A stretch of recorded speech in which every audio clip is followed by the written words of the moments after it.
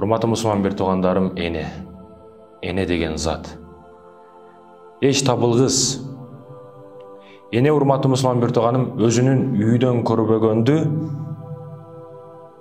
өзүнүн күйөөсүнөн эриден көрбөгөндү баламдан көрсөм деп үмүт кылып жашайт экен.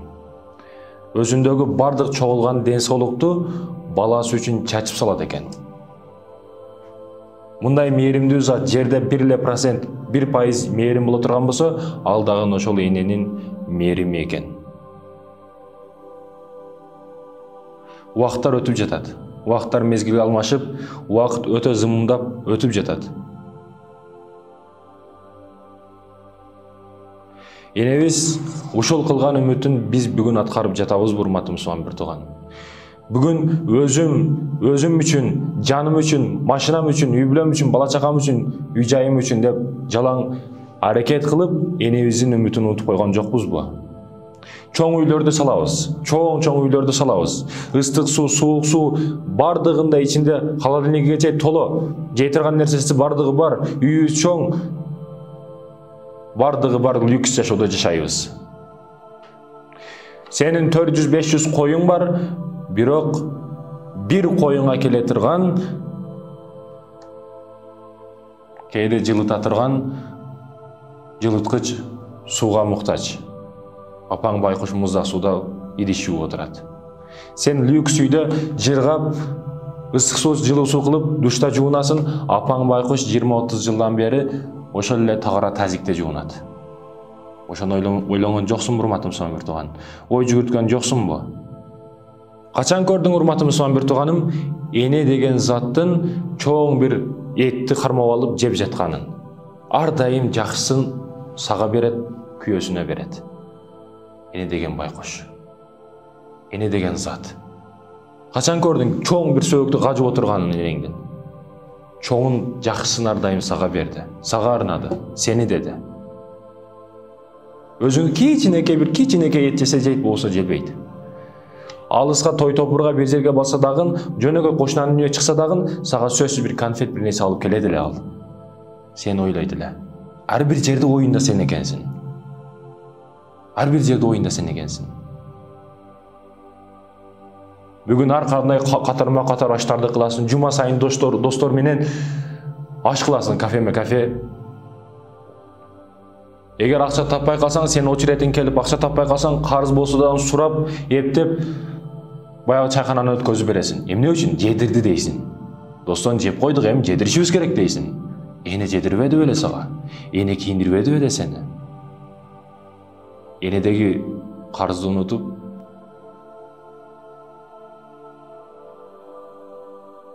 урматтуу мусулман бир тууган, ойлонушубуз керек. Эне деген зат. Жаштык кезинде бардык жерде жатып калат элең, онап калат элең, ылайга жатып калат элең, ошол жерден келип тургузуп сени оңдогон ал эне эле. Бирок жашы өтүп, өзүнүн жүгүн өзү көтөрө албай, сага муктаж болуп калып бир төшөктө жатып калса, ага жачка, ага мээрим төгүшкө, аны карашка жиркенесиң. Кайсыл эне айткан, урматтуу мусулман бир тууганым? Кайсыл эне мени баштан аяк кийиндир балам, баштан аяк кийим кылып бер мага, форма кылып бер деп кайсыл эне айткан?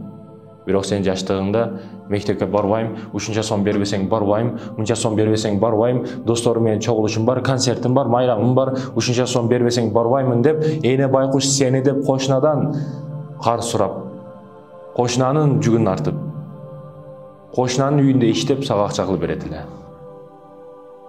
Бүгүн арзыбаган акчаны сейфке бекитесиң, төшөктөрдүн паласардын астына бекитесиң, эне акча сураса жок дейсиң. Эстеген ошол учурларды, жаштык кезиңде. Мына кроссовканы алып бербесең мектепке барбаймын, мына костюмду алып бербесең барбаймын, мына китеп. Урматтуу мусулман бир тууганым, бул эң чоң кыянатчылык болот.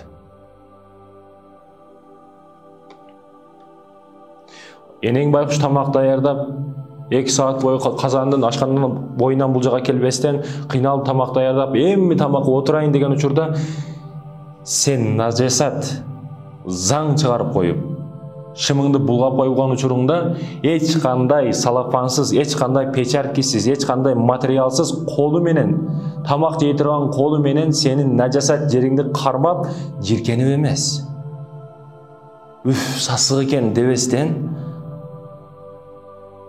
жада калса эжең дагы жиркенет, жада калса тагың дагы жиркенет эле ошол жыттан. Бирок энең байкуш жылмайып баламдын заңы деп туруп тазалап жууган колдор.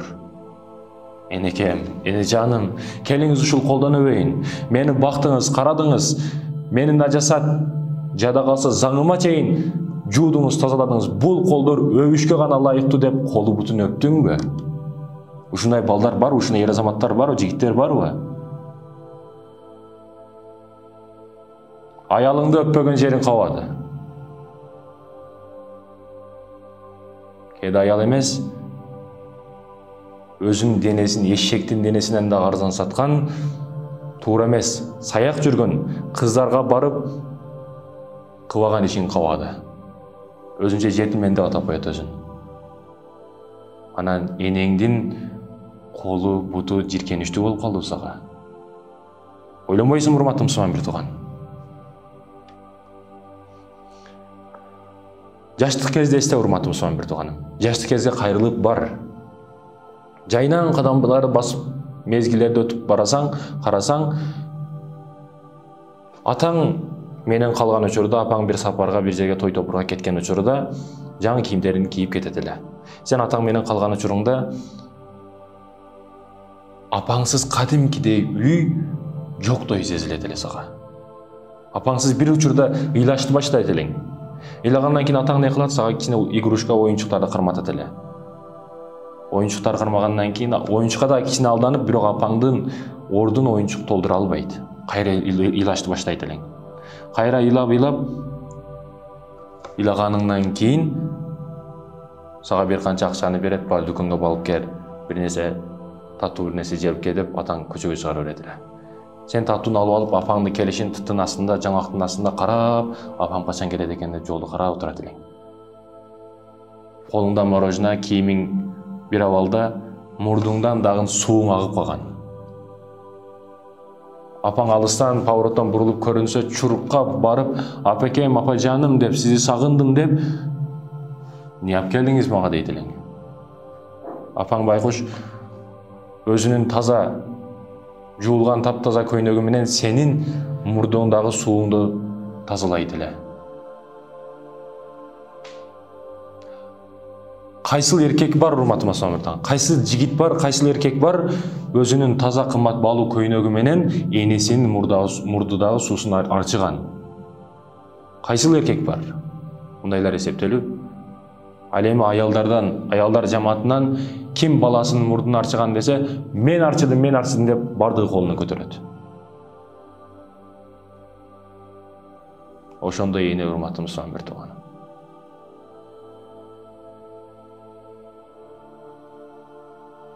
Мектепке дагы күзөтүп коюп, бир канча саат жолуңда артыңдан карап, сабырлап туруп, чайын берип, нанын берип, балам кетпесин ачка деп, сени караган ким эле? Энең эмес беле, урматтуу мусулман бир тууган? Базар төгүн соода кылам. Кимге? Балам үчүн. Кабат-кабат үйлөр курдум. Кимге? Балам үчүн. Төгүн чачын тойлор кылдым. Кимге? Барам үчүн. Бирок эмне кылдым? Энем үчүн. Дүйнөдөгү эң жакшы адам атам үчүн. Кимге дасторкон жаздым? Балам үчүн. Кээде семирип, кээде аздым балам үчүн. Акылдан да аза жаздым балам үчүн. Кимдерге жалынбадым балам үчүн. Бирок эч нерсе илинбедим энем үчүн. Дүйнөдөгү эң жакшы адам атам үчүн.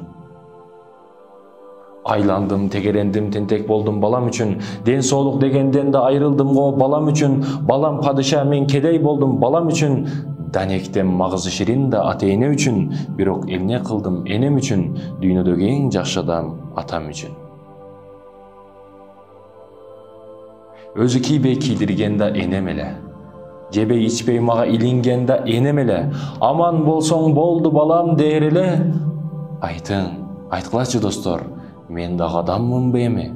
Эмне кылдым бала болуп энем үчүн? Дүйнөдөгү эң жакшы адам атам үчүн. Ачууда көп бакырсам да чыдаган жаным эле. Көп сүйлөсөм жибиткен багым эле, жарым түндө же таңда келсем ар дайым ойгогум эле.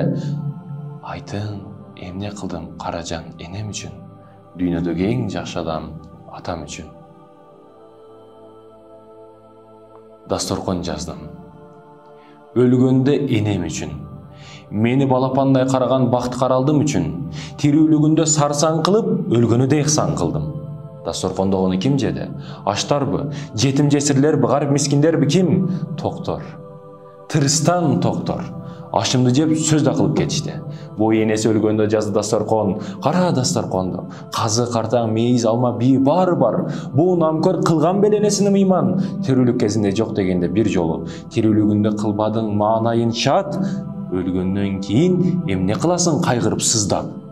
Эй түсүң саргаргыл. Болбо мискин факыр, тирүүлүк кезинде урматын жая койшуң керек эле. Эх, эспас. Урса урар эле Кудай муну, көрсөтмөкчү болгону да күчүнү жер көтөрүп жүрөт го. Энеси дуа кылган үчүн. Урматтуу мусулман тууганым, эне болот экен. Жаштык кезден биз ата энебизге сөйөнүп, таянып чоңойдук. Бирок өзү таянарга муктаж болуп чоңойгуп жаш өткөн учурда балама жүк болбойын дейт экен. Балама жүк болбойын, сөйөнбөйүн дейт экен. Больницага пулу жетпей калбасын дейт экен. Кой айтпай эле коем, бул кеселимди, оорумду дейт экен. Эне ата ушундай мээримдүү болот экен. Энең тирүү учурда, урматтуу мусулман тууганым, түнү 3-тө дагы 4-тө дагы сени күтө турган зат бар, дарбазасын ачып алып, дарбазанын астында күтүп отурат. Бирок энеңден кийин күндүзү саат 8-де барсаң, дарбазаң күлүч кулуптанып турган болот. Ошол учурда энеңдин кадырын билесиң. Ошого чейин энеңди сыйлагын, урматтагын. Муса алейхиссалам жаратканга жалбарып, о жараткан Аллахым, менин бейиштеги шеригим ким болот? Менин досум, менин шеригим ким болот? Ошону билгим келет деди. Аллах Таала, я Муса, азыр алдыңдан өтүп кеткен киши сенин бейиштеги шеригиң болот деди. Муса алейхиссаламдын алдынан жөнөкөй бир жаш жигит өтүп кетти, баштыгын көтөрүп. Муса алейхиссалам таң калды. Мен Аллах Тааланын түзмө-түз сүйлөшкөн, Аллах Таала менен түзмө-түз сүйлөшкөн пайгамбары болсом, эч кандай уртамчусуз. Сүйлөшкөн пайгамбары болсом, бул жигит кантип менин даражама жетти, мен менен бейиште бирге болот, чогуу болот экен деп, анын артынан аңдып келет. Кесе баягы жигит бир айылдын сыртында, четинде отурган, алачта отурган бир каарыган айылга келип тамагын берет. Каарыган энеге тамагын берди. Жанында эркелеп олтурду, кызматын кылды. Аны баарын Муса пайгамбар байкап турду. Чыккан учурда жигиттен, бул каарыган эне ким? Менин апам болот. Эмне кылдың? Күн сайын ушинтип кызматын кылам, дуасын алам, массажын кылам, ар дайым ушунун жанында болом. Энең эмнеде дуа кылат деди. Энем бир канча жылдардан бери дуасын өзгөрткөн жок мага. Бир гана дуа кылат деди. Эмнеде дуа кылат деди десе, Аллахым, менин баламды Имрандын баласы Муса менен бейиште бирге кылгын деп дуа кылат деди. Муса алейхиссалам көзүнөн мөтөрөгөн жаш агып, абшир, сүйүнчү бер, сенин энеңдин дуасын Аллах Таала кабыл кылыптыр, менин бейиштеги жолдошум сен экенсиң деди. Муса пайгамбардын бейиште чогуу болушуна себепчи болгон амал энесин сыйлаганы, урматтаганы болду, урматтуу мусулман тууган. Бизнесте дагы бир катуу, өтө чоң бир эреже бар. Эч ким иштебестен туруп байышка ким татыттуу деген эреже бар бизнесте. Иштебей туруп байышка бир гана энесин сыйлаган, урматтаган бала татыттуу, урматтуу мусулман тууган. Иштебей байышты кааласаң, энеңди урматтагын, сыйлагын, анын кызматын кылгын, ыраазычылыгын алгын. Энең сенин үйүңө келген учурда сүйүнсүн, кубансын. Бир чогулуштарда отурган учурда достордон бирөөсү, эй досум, ушинтип энемди сыйладым, урматтадым дейт. Энемди урматтаганы себебинен 50 гектарга жакын жерлүү болдум дейт. Энемдин дуасынын себебинен дейт. Энемдин батасынын себебинен дейт. Өзүм башка областамын, энем башка областта дейт. Бирок ошол областта 500 километр жол болгонуна карабастан Өтө тез-тезден үйүмө келип турдум дейт. Өз үйүмө, укамдын үйүнө тез-тез келип турдум дейт. Сарылап турам, ойгоном, дароо энем эсиме түшөт дейт. Көп учурда барып каттап, дуасын алып, жанында кызматын кылып жүрдүм дейт. Күндөрдөн бир күн келип, апакем, эне жаным деп жанында кызматын кылып, чайын ичип, жанында отуруп, энекем бир суранычым бар сизден. Аткарасызбы? Эмне сураныч балам? Айта бериңиз, эмне суранычыңыз бар? Сиздей баатыр баланын энесимин, эмне суранычыңыз бар? Айта бериңиз дейт. Айта берейм, айта бериңиз. Энекем, келиңиз, нандардан оозума чайнап, сизге берейин, сиз бир жеп көрүңүз дейт.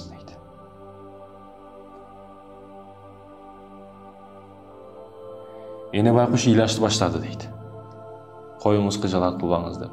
Жок, энекем, бул жаман ойлобоңуз, жаман ойго барбаңыз. Жаштык ызасы ушинтип биз жедирген элеңиз, жаштыкка кайткым келди дейт. Эне макулдугун бергенден кийин нандарды чайнап, оозуна салышты баштадым. Энем ыйлап атат дейт. Көзүнө тынбай жаш агат дейт. Эмне болду? Эмне мынча ыйлайсыз, энекем? Ооба балам, ошол учурда акча каражат жетишпестен балдар үйүгө сизди биз берип жиберген элек. Балдар үйүнө сизди биз берип жиберген элек, бирок мынау үйдөгү балдардын эч кимиси мени мынчалык кыжалаткан эмес, уялтырган эмес, бирок сиз бүгүн келип бул жерге, сиз мени ушунчалык кыжалат кылып уялтырып атасыз дейт. Жок, энеке, мындай дебеңиз, сиз мени энемсиз. Энеке, мындай деш жарашпайт. Суранычандай дебеңиз дедим дейт. Ошентип 17 жыл тынбастан каттап, мээнетин кылып, кызматын кылдым энемди дейт. Күндөрдөн бир күн энем дагы каттуу ооруп калды. Телефон келди.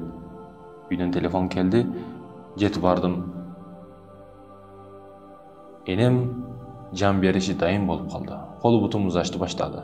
Врачтар келди. 3 саат 4 саат кармашы мүмкүн, сүйлөп атат, жүрөгү секин соғып атат. Сүйлөп алаксыз тургула деди дейт. Энемди сүйлөй турган ар кандай сөздөрдү айттык, бирок сөзүбүз дагы калбады дейт. Анан акыры мен айттым, энеке, бир суранычым бар. Эмне суранычым балам? Суранычым бар сизден. Эмне суранычың бар? Эмне арманыңыз бар дедим дейт. Эмне арманыңыз бар дедим дейт. Энем каттуу ыйлашты баштады дейт. Тынбай ыйлашты баштады. Айтпайсызбы энеке? Ооба балам, бар, арманым бар дейт. Айтпайсызбы десе, кайра ыйлайт дейт. Эмне арманыңыз бар десем дейт. Энем, балам, сен ошол жаштык кезиңде ар дайым үйгө келген учурда апа сизди жакшы көрөм деп кирип келет элең дейт. Ушуну 30-35 жылдын тегерегинен бери ушул сөздү күтөмүн дейт. Башка ага инелериң бул сөздү айткан эмес эч дейт. Сенен үмүт кылып бир күн айтып калса керек деп үмүт кылып жаттым эле дейт. Ушул арманым бар дейт. Ооба апакем, кантип эле сизди жаман көрөйүн? Сизди жакшы көрөмүн дедим дейт. Сизди жакшы көрөмүн дедим дейт. Я Аллахым, мен балдарымдан разымын. Сен дагы булардан разы бол деп апам жан берди ушул жерде дейт. Эбегейсиз кызмат, урматтуу мусулман бир тууган. Эбегейсиз чоң кызмат. Фазыл Кары деген өзбекстандык бир алым устаздардан бар эле. Ал энесин атасын ар дайым урматтап сыйлаган зат эле. Ата эне жаш өткөндөн кийин кичинерип, арыктап, кичине болуп калат. Ар дайым машинама отургузуп алып, ал жака, бул жака айландырып келет элем дейт. Машинам бир нерсеге себеп болуп, акча каражат жетишпей сатып жибердим машинаны дейт. Сатып жибергенден кийин атам келип, балам, бизди айландырбайсыңбы деп калды дейт. Айландырбайсыңбы бизди деп калды. Эмне дешти билбестен, машина жок, айландырам дедим дагы. Кол арабаны алып, үйүбүздөгү кол арабаны, малдардын кашегин ташыган кол арабаны алдым дагы, жууп тазалап, ошол жерге төшөктөрдү жакшы кылып салып, арабага отургузуп алып, айландырышты баштадым дейт. Көчөдөн биринчи көчө, экинчи көчө, үчүнчү көчө кылып, ар кандай кылып көчөлөрдү айландырып келет элем дейт. Атам тынбастан арабада отуруп алып, балам, алдым болгун, сенин аркаңда менмин деген президенттер, лидерлер сенин аркаңда бассын, сенин аркаңда бассын, бардык лидерлер сенин аркаңдагы адам болсун деп дуа кылат эле дейт. Азыл кары. Ошентип айлар жылдарга алмашып, атамдан дагы энемден дагы айрылдым дейт. Мен дин кызматкермин, Аллахтын аскеримин. Ушинтип дин жаатында жүрүп бир күн чоң бир дини көзөмөл жагына бир лидер болуп калдым дейт. Башчы болуп шайландым дейт. Муфтий сыяктуу. Ошол учурда президенттерден бирөөсү өтүп калып, бардык падышалар, ар жактан башка чет өлкөдөн келген падышалар, анан мен дагы чакыртылдым ал жака. Жаназа окуганы башка окуган дегендей. Ошол учурда бардык президенттер кетип атат, мен аркасында кетип атам, бирок биздин жол башчыбыз, президентибиз мени көрүп, карылар, молдолор, дамлалар алдыда жүрүш керек, биз артта жүрүшүбүз керек деп мени алдыга чыгарып койду дейт. Ошондо атамды эстеп ыйладым дейт. Атам дуа кылган эле бир учурларда бардык президенттер, бардык лидерлер сенин аркаңда жүрсүн деп дуа кылдым эле. Атамдын дуасын ыйлап, эстеп ыйладым дейт ошол жерде. Президентибиз кайра сурайт дейт. Карыке, не ыйлайсыз? Эмне үчүн ыйлап жатасыз деп кайра сурайт дейт. Ага эч нерсе дей албадым дейт. Атамды эстеп көз жашым токтогон жок дейт. Ата эненин дуасы, урматтуу мусулман бир тууган. Ата эненин дуасы. Помидоруң жакшы болсун десең, ата энеңдин дуасын ал. Ыйганчылыгың жакшы болсун десең, ата энеңдин дуасын ал. Бүгүн ар жерлерди селдер алып атат, ар жерлерде өрт, оттор чыгып атат, ар кайсы өлкөнү ар кандай балелер каптап атат. Бунун бир эле себеби энелер сыйланбай калды. Карыялар үйү толуп кетип атат. Ошондуктан урматтуу мусулман бир тууганым, ата энеңди сыйлагын, урматтагын. Ислам Каримов, Өзбекстандын маркум президенти, самолетто интервью берип атып, ушул видеосуга көзүм түштү. Жандагы интервью журналисттерге бардыгыга сүйлөп кетип атат, бир канча өлкөнүн президенттери дагы бар. Мен бүгүн ийгиликке жеттим, президентмин дейт. Колумдагы бардык мүмкүнчүлүгүм бар дейт. Бирок менин энем 80 жашында өттү дейт дүйнөдөн. Менин энем 80 жашта дүйнөдөн өтүп, 80 жашыга чейин Самаркандтан башка жерге чыккан эмес дейт. Бир областтан башка жерге чыккан эмес ушундай президенттин баласы, энеси. Кана бүгүн мүмкүнчүлүгүм болсо дейт. Кана бүгүн шансым болсо дейт. Кана убакытты аркага кайтарып болсо дейт. Кана ошол учурлар кайтып келсе дейт, мен энемди мындай самолетто болсо дагы ар кандай техникалар менен ар жерге дүйнөнүн ар кандай булуң бурчуна алып барып, айландырсам, дүйнөнү көрсөтсөм энеме дейт. Мен ушул арманым дейт. Урматтуу мусулман бир тууганым, энең барбы, ушундай нерселер сен үчүн арман болуп калбасын. Ата энең үчүн аракет кыл. Энең сенин үйүңө келген учурда бейиштин бир гүл бакчасына келгендей болсун. Бейиштин бир бакчасына киргендей болсун. Сенин үйүңдө чай ичкен учурда Каусар суунан ичкендей болсун. Кеч кирди бар, укта деп балдарың уктатып койбо. Балдарың периштедей апаңды айланасында айланып турсун. Эмне кызмат бар деп.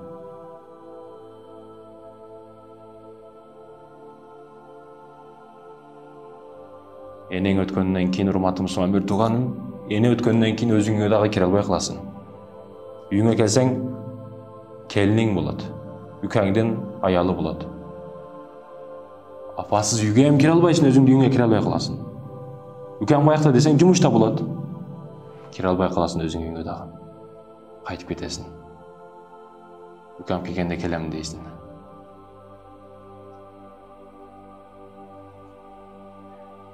Урматтуу мусулман бир тууганым, ойлонушубуз керек.